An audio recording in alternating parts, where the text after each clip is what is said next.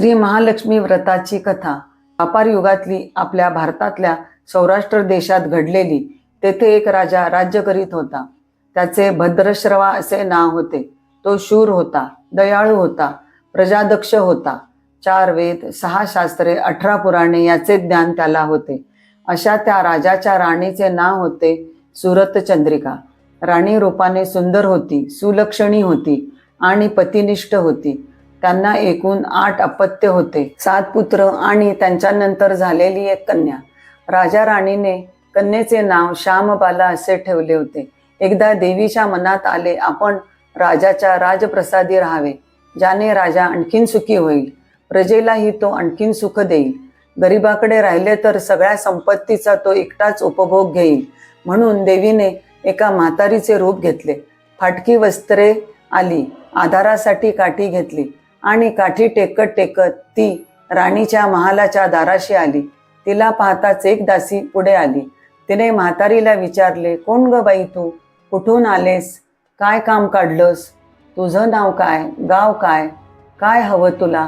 म्हातारीचे रूप धरलेली श्री महालक्ष्मी म्हणाली, माझं नाव कमलाबाई, द्वारकेला राहते मी, तुझ्या राणीला भेटायला आले आहे। कुठे आहे ती? दासी म्हणाली, राणी साहेब महालात आहे, त्यांना सांगायला गेले तर त्या माझ्यावर रागवतील, तुला त्या कशा भेटतील? तुझा अवतार पाहून तुला त्या हकलूनच देतील, तू इथेच थोड्या वेळ आडोसा थांब। म्हातारीला राग आला।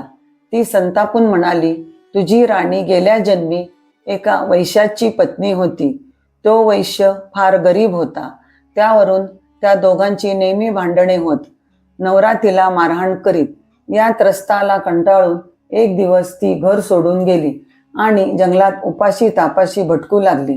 तिची ती अवस्था पाहून मला तिची दया आली। मी तिला ऐश्वर्य, सुख आणि संपत्ती देणाऱ्या श्री महालक्ष्मीच्या व्रताची माहिती सांगितली। त्याप्रमाणे तिने ते व्रत केले। तिच्या व्रताने महालक्ष्मी प्रसन्न झाली। तिचे दारिद्र्य संपले, तिचे घर संपत्ती समृद्धीने भरले, तिच्या जीवनात आनंद भरला।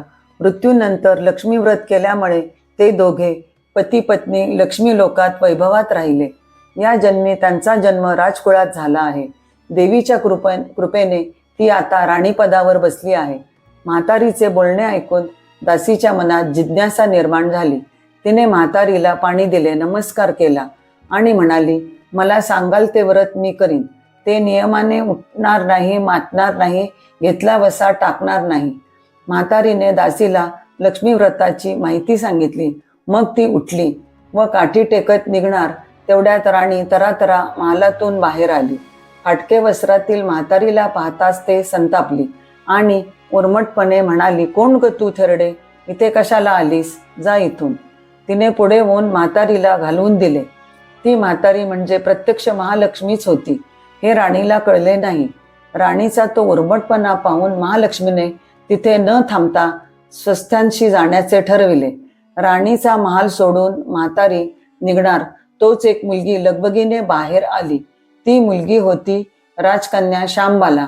तिने येऊन म्हातारीला नमस्कार केला आणि कळवळून म्हणाली, आजी रागवू नका, माझीही चुकली, तिच्यासाठी मला क्षमा करा, मी तुमचे पाया पडते। राजकन्येचे ते बोलणे ऐकून श्री महालक्ष्मीला तिची दया आली। तिने श्यामबालाला लक्ष्मी व्रताची माहिती सांगितली। तो दिवस मार्गशीर्ष महिन्यातला पहिला गुरुवार होता। पुढे त्या दासीने लक्ष्मी व्रत केले। तिची स्थिती सुधारली। दासी पण सोडून ती संसार सुखाने करू लागली। राजकन्या श्यामबालानेही भक्तिभावाने सांगितल्याप्रमाणे महालक्ष्मी व्रत केले।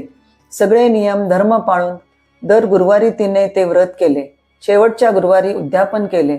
लवकरच श्यामबालाचा विवाह सिद्धेश्वर नावाच्या राजाच्या मालाधर नावाच्या राजपुत्राशी झाला। तिला राजवैभव मिळाले। लक्ष्मी व्रताच्या प्रभावाने तिचा संसार सुख समाधानात चालू लागला। परंतु इकडे भद्रश्रवा व राणी चंद्रिका यांना हळूहळू वाईट दिवस दिसायला लागले। त्यांचे राज्य गेले, त्यांचे सगळे वैभव ऐश्वर्य लयाला गेले। चंद्रिका राणी होती, ती स्थिती आता बदलली। अन्न पाण्यालाही ती महाग झाली।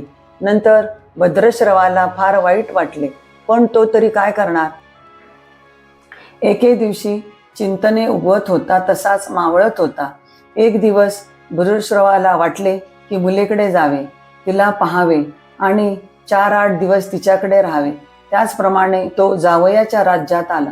चालून चालून तो खूप दमला होता, म्हणून थोडा वेळ विश्रांती घेण्यासाठी तो एका नदीच्या काठी बसला. राणीची दासी नदीवर येत होती.